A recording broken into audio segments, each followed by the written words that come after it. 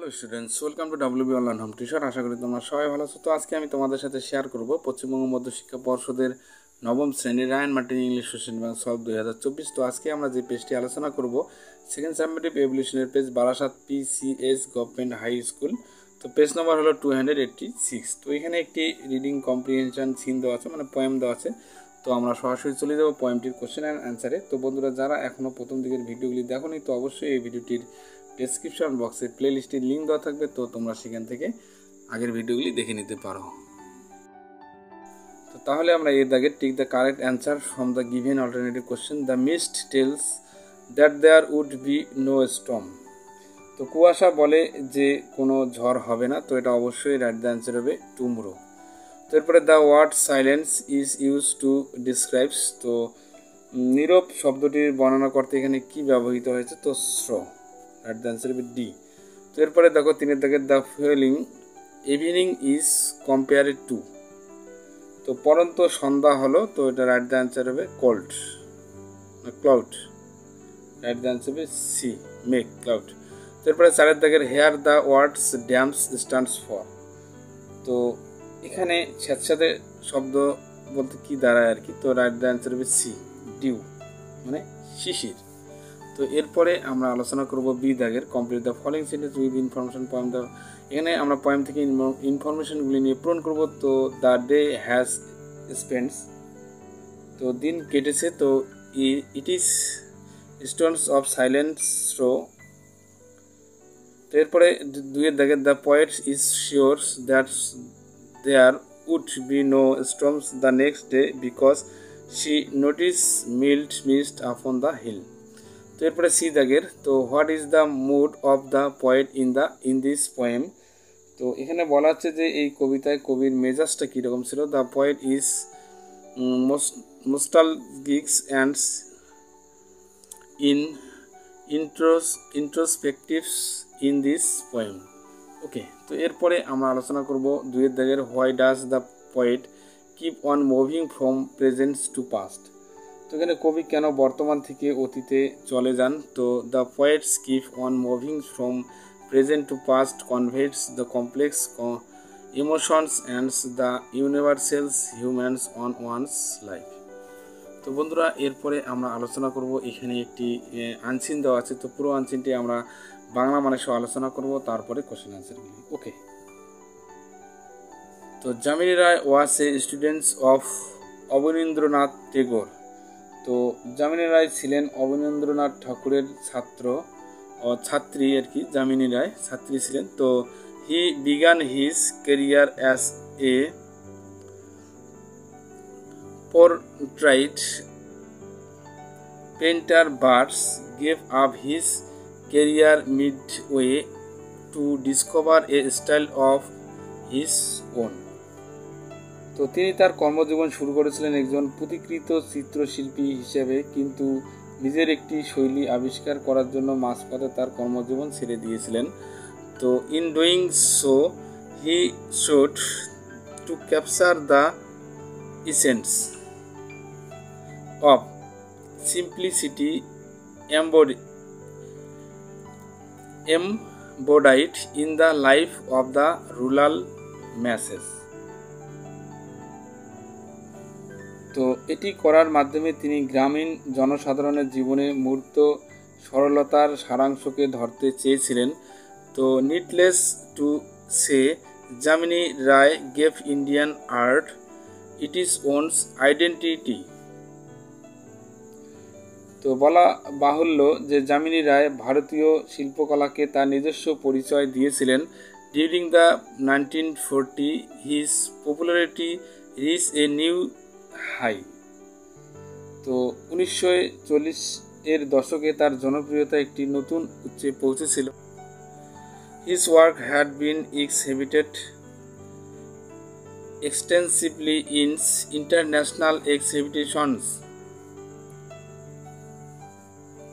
তো তার কাজ আন্তর্জাতিক প্রদর্শনীতে ব্যাপকভাবে প্রদর্শিত হয়েছিল। তো some of his works were exhibited in London in 1946 and in the New York city in 1953. তো তার কাজ মানে কিছু কাজ 1946 সালে লন্ডনে আর কি, এবং 1946 সালে যেটা প্রদর্শিত হয়েছিল, এবং 1953 সালে সেটা আবার নিউ ইয়র্কে প্রদর্শিত হয়। তো he was awarded the Padma Bhushan in 1954। তো 1954 সালে তিনি পদ্মভূষণে ভূষিত হন। But all this adulations left Roy unchanged. কিন্তু এই সমস্ত প্রশংসা মানে এই রায়কে অপরিবর্তিতই রেখেছিল। He spends most of his life living and working in Kolkata. তো তিনি তার জীবনের বেশিরভাগ সময় কলকাতায় বসবাস এবং কর্মজীবনও কাটিয়েছিলেন। তো আমরা সংক্ষেপে এখানে আনচিনটিকে আমরা একটু বানামানা সহ আলোচনা করলাম, এরপরে কোশ্চেন আনসারগুলি। তো এ দাগের এখানে টিএফ বসাবো এবং তার সাথে আমরা সাবঅর্ডিনেট স্টেটমেন্টও লিখবো। তো নাম্বার 1, তো Jamini Roy gave up his career mid way to earn more money. তো যামিনী রায় আরও অর্থ উপার্জনের জন্য তার কর্মজীবন ছেড়ে দিয়েছিলেন। তো এটা অবশ্যই ভুল হবে, তো আমরা এখানে এফ বসাবো। তো but give up his career mid day to discover a styles of his own, এটা হবে সাবঅর্ডিনেট স্টেটমেন্ট। তারপরে নাম্বার 2 দেখো, Roy's paintings were exhibited both of Europe and in America. তো এটা অবশ্যই সঠিক হবে। তো রায়ের চিত্রকর্ম ইউরোপ এবং আমেরিকা উভয় দেশেই প্রদর্শিত। তো এটা অবশ্যই সঠিক হবে। তো আমরা সাবঅর্ডিনেট স্টেটমেন্ট লিখতে পারবো, some of his works were exhibited in lands on in 1946 and in the New York City in 1953। তো এরপরে আমরা আলোচনা করব যে বি দাগের যে কোশ্চেনটি দেওয়া আছে এখানে, answer the following question. As an artist what did Jamini Roy want to capture, মানে শিল্পী হিসেবে যামিনী রায় কী ধরতে চেয়েছিলেন। As ones artist Jamini Roy wanted to capture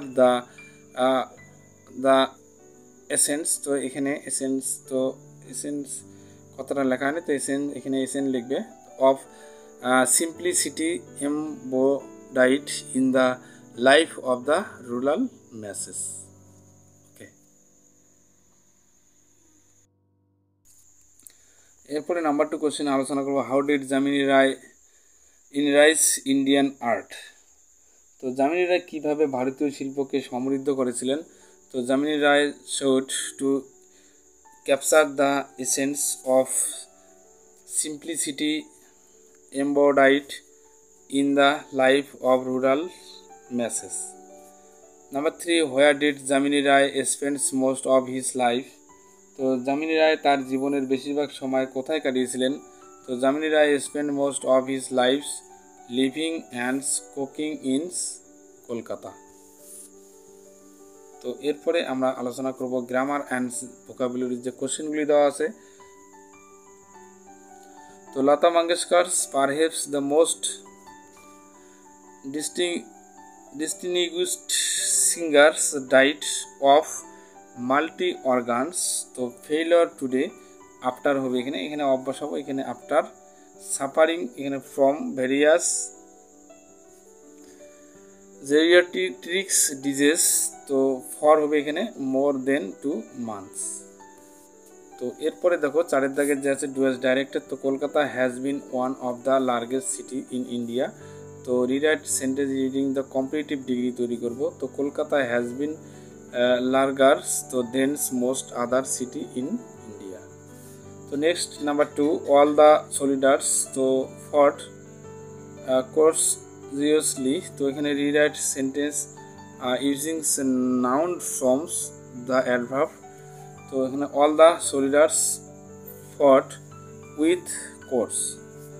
তো নাম্বার 3 দেখো, as soon as a diagnosed was done, the doctors started the treatments। তো turn into the sentence into the negative sentence তৈরি করবো। তো no sooner had the diagnosis had been done then, তারপরে the doctor started the treatment.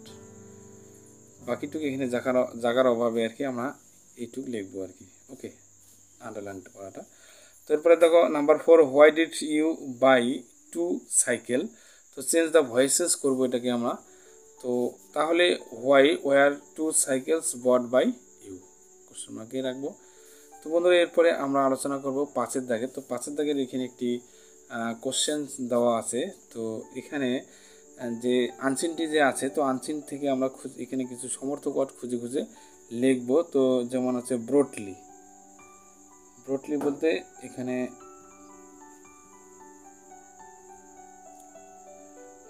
ব্যাপক, মানে ব্যাপকভাবে আর কি। তো তাহলে হবে এক্সটেন্সিভলি। ওকে। তো নেক্সট নাম্বার দেখো, অ্যাডমিরাশনস অ্যান্ড প্রেইজ। তো এখানে প্রশংসা এবং প্রশংসিত, মানে এরকম বোঝায় প্রশংসা প্রশংসিত। তো তাহলে এখানে হবে পপুলারিটি। ওকে। তো এরপরে এখানে একটি রাইটিং স্কিল দেওয়া আছে। তো এ free health checks up camp for students and guardians is scheduled to be held by the alumni associations of your school shortly.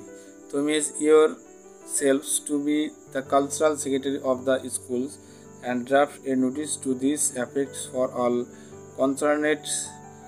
তো রেঞ্জ অফ ওয়ার্ডস, তো এখানে 95 থেকে প্রায় ধরো 95 থেকে 115 শব্দের মধ্যে লিখতে হবে যে খুব শীঘ্রই তোমার স্কুলের প্রাক্তন ছাত্র সমিতির দ্বারা, মানে অভিভাবকদের জন্য একটি বিনামূল্যে স্বাস্থ্য পরীক্ষা মানে শিবির আয়োজন করা হবে। এটার জন্য আর কি নিজেকে স্কুলের সাংস্কৃতিক সম্পাদক হিসেবে তো একটি এখানে